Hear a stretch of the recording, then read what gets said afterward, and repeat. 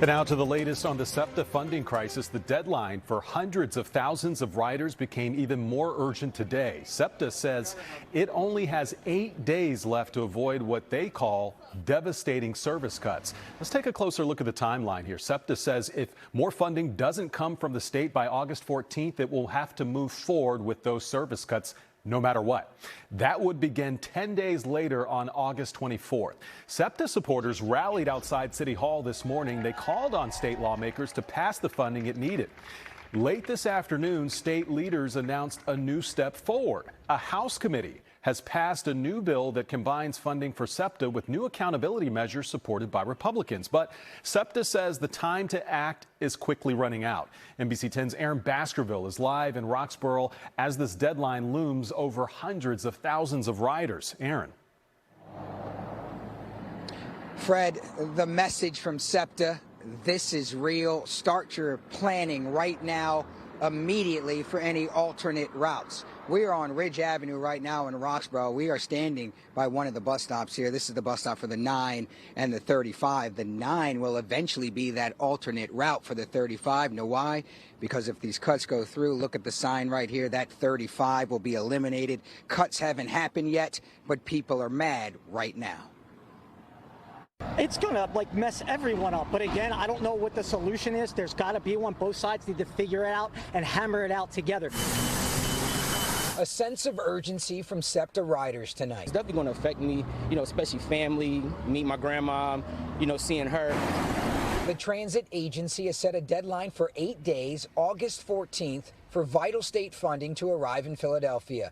If the money doesn't make it by then, the so-called death spiral doomsday budget scenario kicks in. There was another rally today outside of City Hall with riders fighting back against any service cuts. Starting August 24th, 32 bus routes are being eliminated, 16 shortened.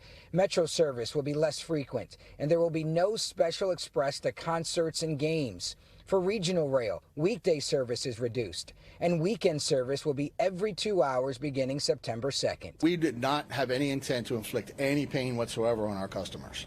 Everything that we've done up until this point was out of necessity.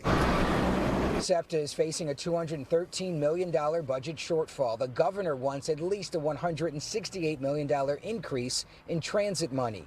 Joe Vicario waits at this stop for the 35 and 9 buses on Ridge Avenue in Roxborough most days.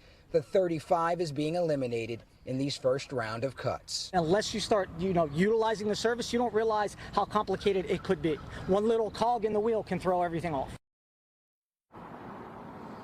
That is certainly true. People are fired up and frustrated right now. Another look at this sign, the 35 will eventually be eliminated. You've seen these signs at thousands of bus stops over the last few weeks. Once again, that deadline is August 14th. And SEPTA says if the funding comes any day after August 14th, it will take at least 10 days after the money arrives to restore service fully.